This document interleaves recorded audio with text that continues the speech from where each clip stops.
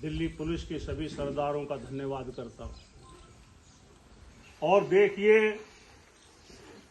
और समय समय पर आप लोगों का सदैव एक दूसरे को सहयोग मिलता है। ये हमें आज इस बात को सुन करके जान करके बड़ी खुशी हुई है कि आप लोगों ने भी ऐसा एक संगठन बनाया हुआ दिल्ली पुलिस में, जो अपने वंश और परिवार के लोग हैं, उनकी यथा समय जहां कहीं भी जरूरत आप लोगों की पड़ती है, आप कंधे के साथ कंधा मिलाकर खड़े रहते हैं। उसके लिए भी आपका धन्यवाद। आपकी दूरदृष्टि सोच ने और आपके इस महान कार्य ने, आपके इस महान संगठन ने एक यदुवंश में बहुत गौरव स्थापित किया है। उसके लिए भी आपका बहुत बहुत धन्यवाद है। और देखिए, भगवान श्री कृष्ण के हम वंशज हैं। वेदों को भी वो स्थान दुनिया में नहीं मिला जो गीता को मिला है। भगवान श्री कृष्ण के मुखारविंद से जो उपदेश अर्जुन को किंग कर्तव्य विमूढ़ अवस्था में कुरुक्षेत्र के मैदान में दिया गया, उसका नाम गीता है। वर्ल्ड की समस्त भाषाओं में गीता अनुवादित, मुद्रित और प्रकाशित है। और मिलिट्री में भी जब 6 महीने की ट्रेनिंग निकाल करके जब जाता है तो एक ऐसा राष्ट्रीय ग्रंथ है गीता, ही हाथ पर दिला करके शपथ दिलाई जाती है। कोर्ट में कोई जज किसी धर्म ग्रंथ के निर्णय पर आता है कि धर्म ग्रंथ के निर्णय के आधार पर डिसीजन दिया जाए, तो गीता को हाथ में लेकर के ही निर्णय सुनाता है। गीता वो ज्ञान है जो आपके पूर्व श्री कृष्ण महाराज ने दिया। आज उसके इर्द गिर्द सारी दुनिया के भूमंडल के लोग हैं। ये छोटी गर्व की बात नहीं है। और परमात्मा की एक वैसी व्यवस्था भगवान श्री कृष्ण ने कहा, नैनम छिंदन्ति शस्त्राणि नैनम दहति पावक न चेद कलेदियंत्यापो न शोषयति मारुत, कि हे अर्जुन, ये शरीर तो भौतिक संग है, ये जन्म लेता है तो मरता भी है, संयोग है तो वियोग भी है, जन्म है तो मरण भी है, ये तो अवश्यम भावी है। और परमात्मा सैतु निरंतरीय दीर्घ काल आवश्यक दृढ़ भूमि, अर्थात परमात्मा जो जाति का मतलब होता है नस्लें, जो नस्ल कृष्ण भगवान की हैं, उसमें आपको भगवान ने जन्म दिया।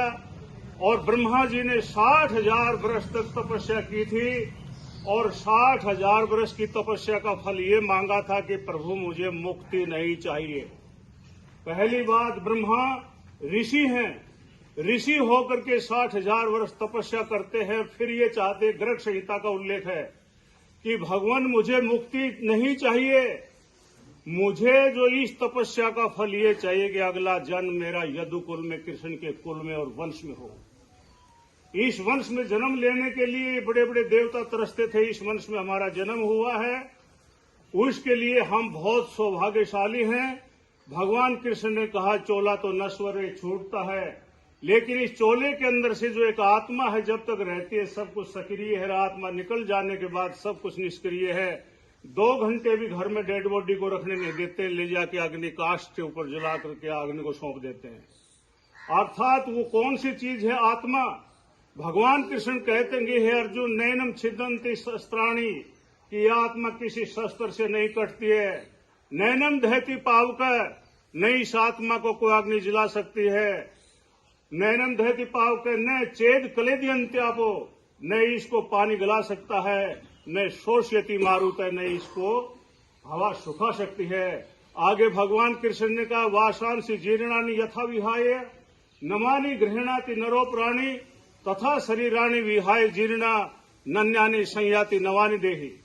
भगवान कृष्ण कहते हैं, हे अर्जुन, युद्ध के लिए खड़ा हो जा, और इस युद्ध के अंदर तू ये सोचेगा मैं मर जाऊंगा, ये तो चोला ऐसे है जैसे जीर्ण शीर्ण होता है, स्वतः ही जवानी कब आ गई, बचपन कब चला गया, कोई नहीं रोक पाया, जवानी का पीरियड कब चला गया, कोई नहीं रोक पाया।